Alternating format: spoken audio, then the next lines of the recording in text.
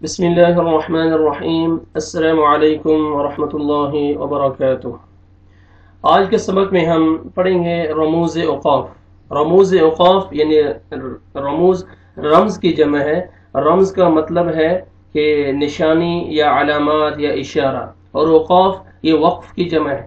وقف کی جمع یعنی رموز اوقاف ایسے اشارے یا ایسے علامات جہاں پہ وقف کیا جا سکتا ہے۔ ٹھیک ہے، رموز اوقاف۔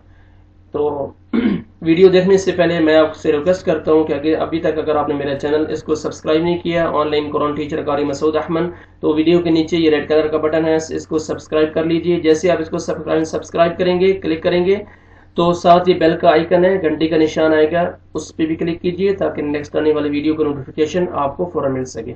جزاک اللہ خیر۔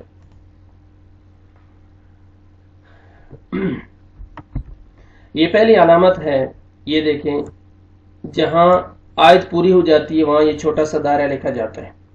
ٹھیک ہے، یہ حقیقت میں آیتن کی یہ گولتا ہے، جس نے گول دائرے کی شکل اختیار کر لی ہے، یہ وقف کی علامت ہے، اس پر ٹھہرنا چاہیے۔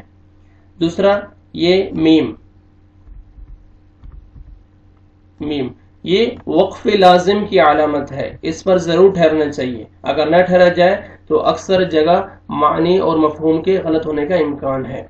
یہ تو یہ وقف مطلق کی علامت ہے، اس پر ٹھہرنا چاہیے۔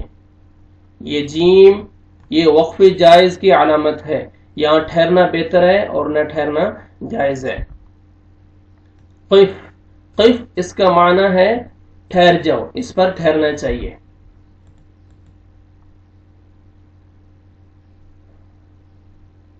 اسی طرح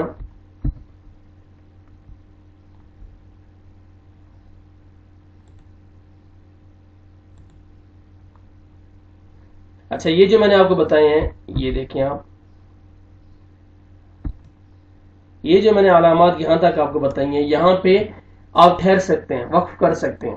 یہ ایسے رموز اوقاف ہیں جہاں پہ ٹھہرنا لازم ہے، یہاں پہ لازم آپ ٹھہر سکتے ہیں۔ یہ آیت کمپلیٹ ہو رہی ہے، دائرہ آئے گا، یہ وقف لازم کی علامت ہے، یہ وقف مطلق کی علامت ہے، یہ وقف جائز کی علامت ہے، اور یہ قف یہاں پہ آپ ٹھہر سکتے ہیں۔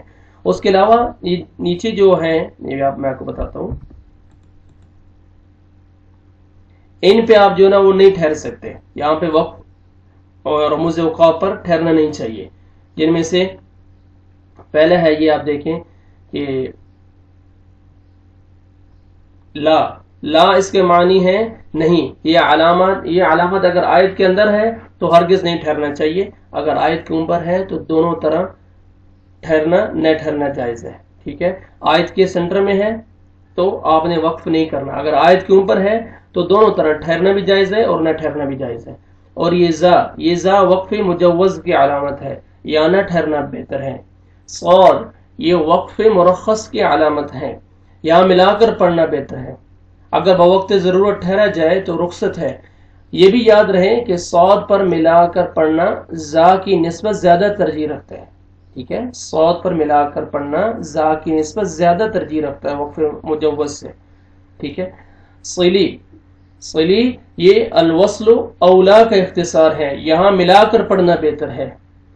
قاف یہ قیل علیہ الوقف کا خلاصہ ہے، یہاں ٹھہرنا نہیں چاہیے۔ صل یہ قد یوصل کی علامت ہے، یہاں کبھی ٹھہرا جاتا ہے اور کبھی نہیں ٹھہرا جاتا، البتہ ٹھہرنا بہتر ہے۔ ٹھیک ہے، اور کچھ مشہور جو ہے وقوف ہیں ان کا بھی ذکر کیا گیا ہے اس قاعدے میں، جس میں سے یہ وقف النبی صلی اللہ علیہ وسلم، یہ لکھا ہوا آتا ہے، اکثر آپ دیکھیں گے حاشیہ کے سائڈ پہ یا بیچ میں لکھا ہوا آتا ہے وقف النبی صلی اللہ علیہ وسلم۔ اس کا مطلب ہے کہ یہاں نبی صلی اللہ علیہ وسلم نے وقف کیا ہے، یہاں ٹھہرنا مستحب ہے۔ اسی طرح وقف منزل، اس کو وقف جبریل بھی کہتے ہیں، وقف منزل اس کو وقف جبریل بھی کہتے ہیں، یہاں پہ ٹھہرنا وقف کرنا مستحب ہے۔ اور وقف غفران کا معنی ہے بہت زیادہ بخشش طلب کرنا، یہاں پر پڑھنے والا اور سننے والے کو بخشش مانگنی چاہیے۔ جب بھی یہ آیت یہاں پہ وقف کریں گے تو یہاں پہ اللہ سبحانہ وتعالیٰ سے بخشش طلب کرنی چاہیے، یہاں وصل کر کے ملانے کے بجائے آپ یہاں پہ وقف کرنا بہتر ہے۔ بعض دفعہ یہ دیکھیں آپ سین لکھا ہوا آتا ہے یا سکتہ، سین یا سکتہ، یہ سکتے کی علامت ہے۔ سکتہ یعنی یہاں کسی قدر ٹھہرنا چاہیے مگر سانس نہ ٹوٹنے پائے، ٹھیک ہے، آواز تو جاری رہے، ٹھیک ہے، आवाज बंद हो जाए लेकिन सांस आपका जारी रहे, सांस न टूटे, आपका आवाज सिर्फ बंद हो जाए, सांस आपका जारी रहे, ये सकता है।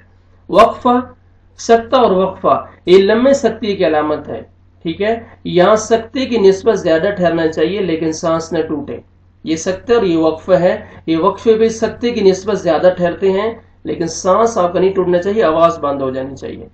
इसी तरह ये आपने देखा होगा 3 डॉट्स हैं, 2 जगह पे आते हैं, ये करीब करीब ही होते हैं, एक दो लफ्ज छोड़ के बाद में ये 3 डॉट्स आते हैं, ये इनको मुआनका बोलते हैं, मुआनका की अलामत कहते हैं। कुरान मजीद के हाशिया के जो साइड पे लिखा होता है ये मा, आपने देखा होगा ये मुआनका, ये मा इसी का इख्तिसार है।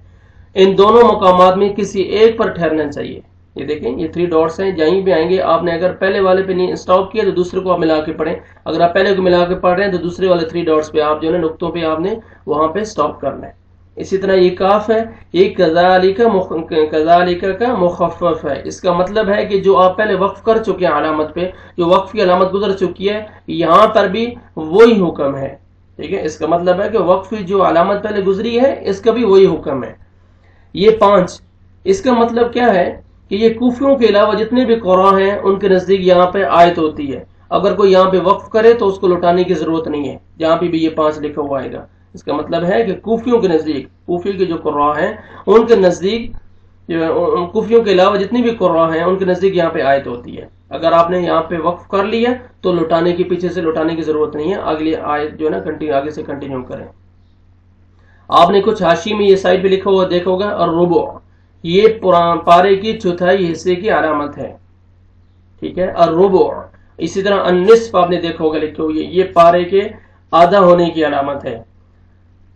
अस्सुलासा क्या है, अस्सुलासा ये पारे के 3/4 हिस्सा होने की अलामत है, ठीक है। आपने हाशी में देखा होगा इस साइड पे लिखा होता है। इसी तरह अस्सजदा, जहां भी कुरान मजीद में टोटल 15 मकामात पर 15 मकामात पर जो है सजदा है, तो जहां भी सजदा आएगा, सजदा वाली आयत आएगी, साइड पे ये लिखा हुआ आएगा सजदा, तो वहां पे आपने सजदा करना है। ये आइन, ये रुकू की अलामत है, जहां पे भी रुकू खत्म हो रहा है वहां पे साइड पे ये अलामत होगी। तो ये रुमूज औकाफ थे जो मैंने आपको बताए हैं, आप इनको अच्छी तरह देख लें, ध्यान में रख लें, ज़हन नशीन कर लें।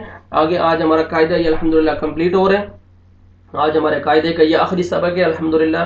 अल्लाह ताला की तौफीक से और फजल के साथ हमने शुरू से आखिर तक अल्हम्दुलिल्लाह कोशिश की, मैंने अच्छी तरीके से आपको समझाने की। तो आज हमारा ये कायदा कंप्लीट हो रहा है और ये इसका आखिरी सबक है, इसमें हम रमूज औकाफ पढ़ रहे हैं। तो आप अच्छी तरह ध्यान में रखें, ज़हन नशीन कर लें इन रमूज को। और वक्फ का भी जो तरीका है वो भी मैं आप समझा चुका हूँ। आगे हम कुरान मजीद स्टार्ट करेंगे इंशाअल्लाह, तो वहाँ पे अगर ये रमूज आएंगे और वहाँ पे ये वक्फ का तरीका आएगा तो आपको पता होना चाहिए कि यहाँ पे वक्फ कैसे करना है और ये किस चीज़ की अलामत है। दुआ में याद रखें, मेरे पढ़ाने का तरीका अगर आपको अच्छा लगे तो इस वीडियो को ज़रूर लाइक कीजिए और शेयर भी कीजिए, और मेरी हौसला अफजाई के लिए मेरे इस चैनल को ज़रूर सब्सक्राइब कीजिए और साथ ही बेल का आइकन है उसको ज़रूर क्लिक कीजिए। ये सब्सक्राइब वीडियो के नीचे ये ऑनलाइन कुरान टीचर कारी मसूद अहमद के साथ ये रेड कलर का बटन है, इसको सब्सक्राइब कर लीजिए, क्लिक कीजिए। जैसे आप क्लिक करेंगे साथ घंटी का निशान आएगा, उस पर भी ज़रूर क्लिक कीजिए मेरे हौसला अफजाई के लिए। अल्लाह सुब्हानहू व तआला आपको भी जज़ा खैर दे कि आप इतने शौक के साथ और इतने एहतमाम के साथ कुरान सीख रहे हैं और पढ़ रहे हैं। अल्लाह सुब्हानहू व तआला आपकी निजात का ज़रिया बनाए और आपके लिए आखिरत में ज़ख़ीरा बनाए, ठीक है। दुआ में याद रखें। अस्सलामु अलैकुम व रहमतुल्लाहि व बरकातुहू।